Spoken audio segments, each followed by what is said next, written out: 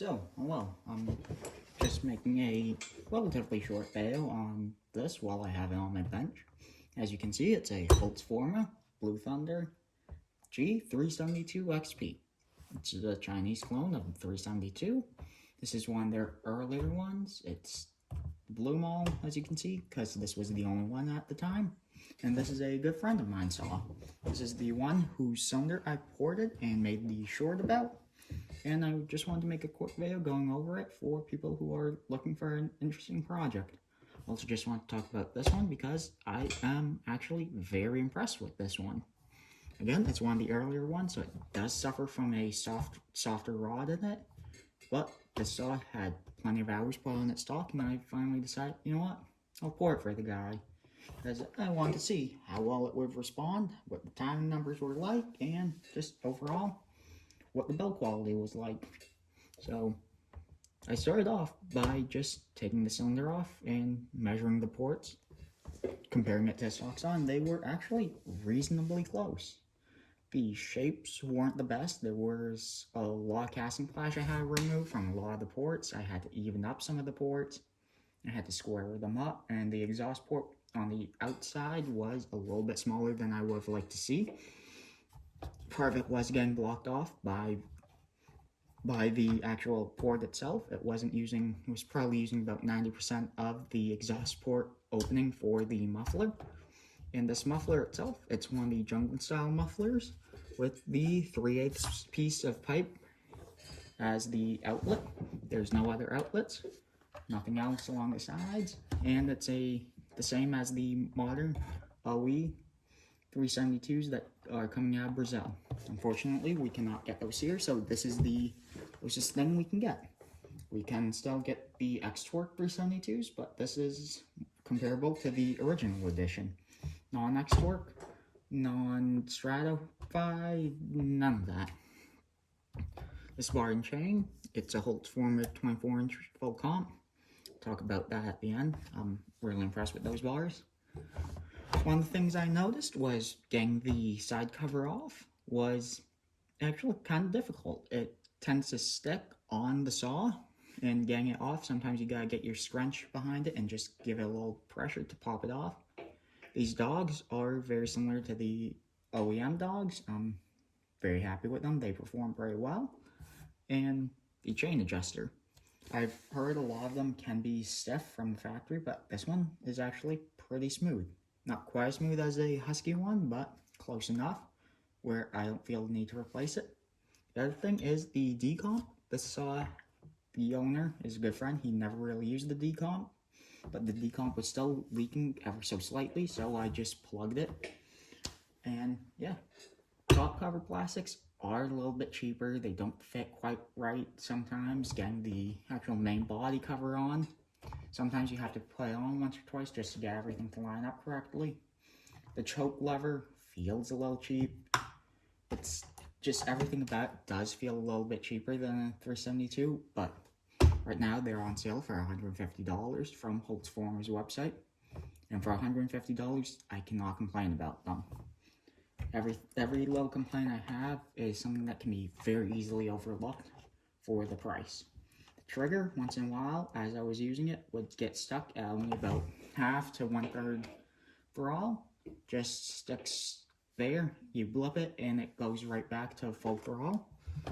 And that's what I have to say on this side. This side of the saw, as you can see, the starter cover is actually different. This is the second or third one that's been on this saw. Over time, they tend to bind up. They don't have the same internals as the actual OEM Husqvarna ones, so they do wear out pretty fast, and they do have a few issues. When you put the cover on, you actually have to make sure that it will still rewind. Every once in a while, it will bind on something internally, and it won't allow it to rewind properly. But overall, it's pretty good. The clutch flap has a little bushing in there too that you need to make sure you don't lose. It just goes right under the screw, and it just allows this to move freely, very similar to on actual Huskies.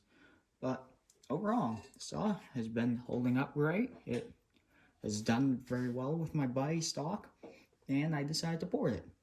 I didn't go too radical on the numbers. I only added a few degrees of intake and about 1.5 degrees in total on the exhaust.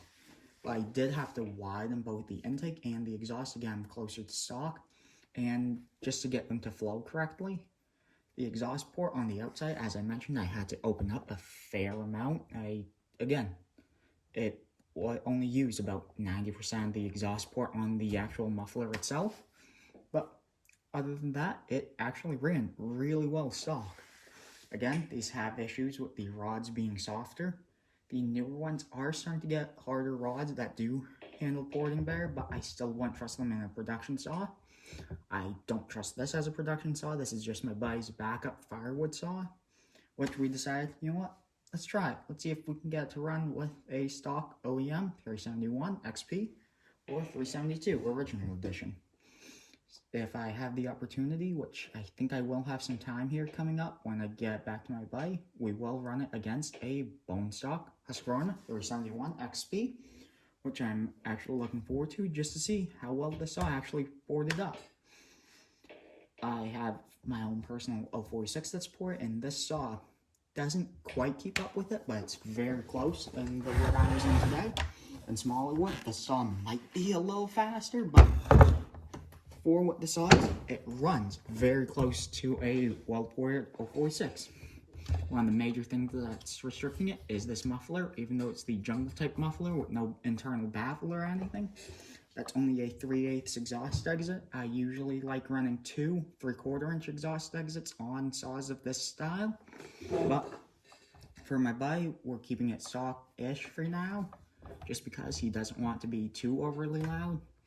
I might have a extra can to make a dual port muffler on, just for him to try, see if he likes it, but that's the main issue with these saws.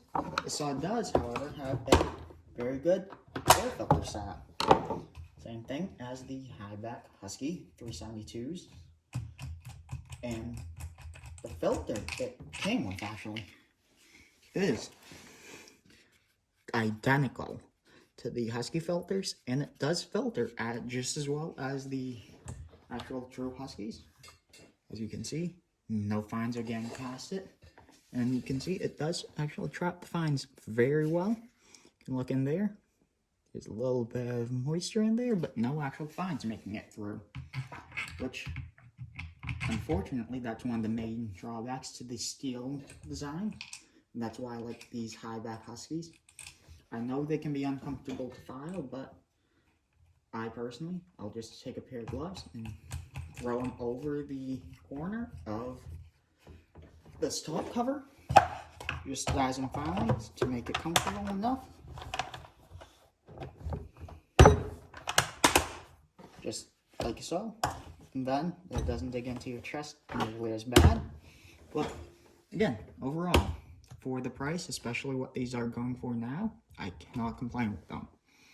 Getting to the bars, for the money, I am impressed. These bars are still fairly cheap. They're about 10% cheaper, 10 to 20% cheaper than a comparable organ bar, about 30 to 40% cheaper than a comparable Samura or Sugihara bar, and they are significantly cheaper than any of the steel bars or any of the true light bars or anything fancy like that. They are a solid bar design with ground-in bar grooves or bar rails. They are hardened. They're not as hard as the Samura bars. I do notice this bar does form a burr on the side fairly fast compared to the Samuras, but this is also a much cheaper bar, much more affordable. Still has a replaceable tip. I believe, yep, you still can grease these tips. And overall, this is 24-inch bar, full comp chain. I have no complaints. The chain even is actually very good. At the box, it's not that impressive. It's, once you sharpen it once or twice, I find it a little bit cheaper made than the Archer chain, but The angles on it are comparable, and it does file as easily as Archer or Oregon. It's definitely a softer chain than both of them, but it still holds up plenty well enough. This is with a fair bit of cutting today, a couple tanks, and it's still razor sharp. And it being a softer chain does make it a lot easier to file. This chain, when I got, my buddy had rocked it pretty bad, so I had to completely reprofile the teeth. But the one thing I will say is these bars and these chains, the drivers, they wear very fast, so you get a pretty sloppy fit fairly fast on these bars. This bar doesn't have that much time on it compared to some of my bars, and it's already channeled out pretty badly. My Samoa bar, which I also have, is a similar design.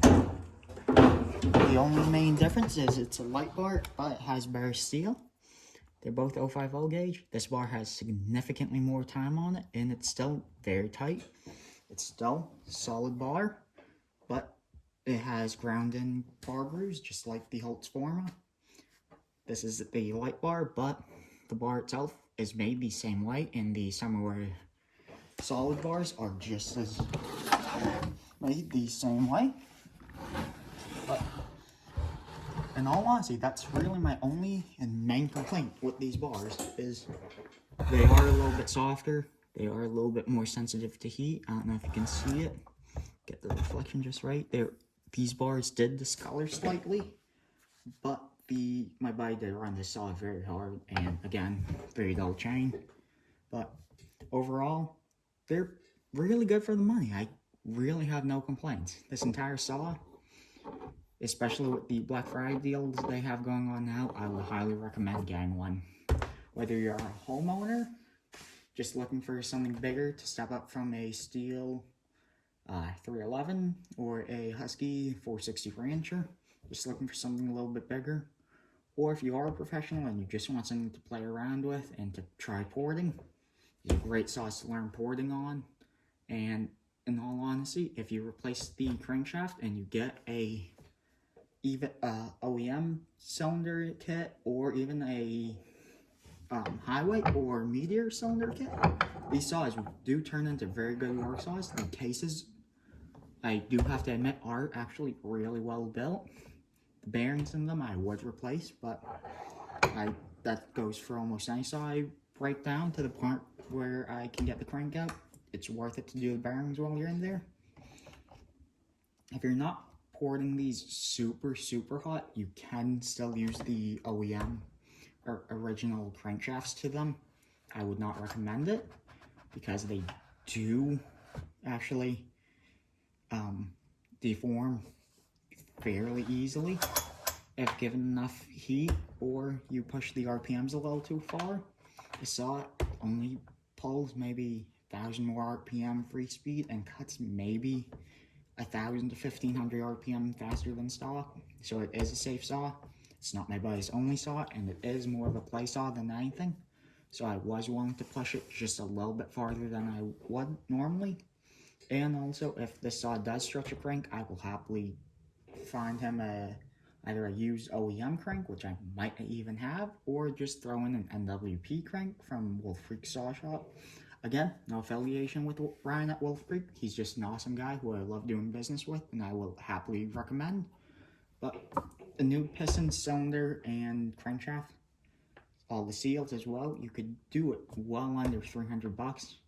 And where the saws are about $150 right now, you could have a very good, very easy to port saw that is very dependable for less than the price of a good condition OE 372 from Husqvarna. It's honestly up to you. These handlebars, these earlier ones are kind of soft.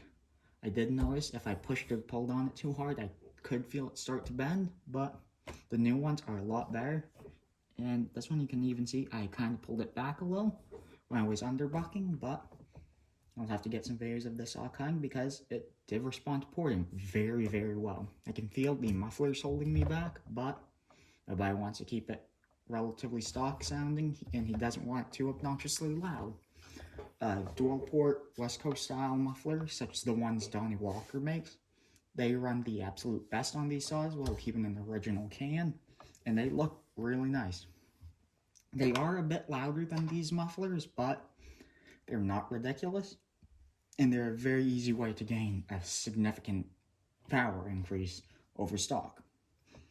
Overall, the saw has treated my body very well, and I feel like it will treat him even better now that it's been ported slightly. Again, didn't go too ridiculous on the numbers, but definitely went far enough where you can hear, feel, and see a difference. But even so, these saws are very good for the money. I'm trying to get a 395 version or a Steel 660 or 66 version, just to have one for myself to play with on the channel. Please let me know in the description if that's something you guys are interested in, because I know there's plenty of other channels that do great videos on these clone saws. But that's all I had to say for today on this saw, and thank you guys for watching. I really appreciate all the support, and yeah, I really didn't expect to get this far in my channel this fast. I really appreciate each and every one of you. Thank you for watching, and please stay safe, have fun, and good luck. Thank you.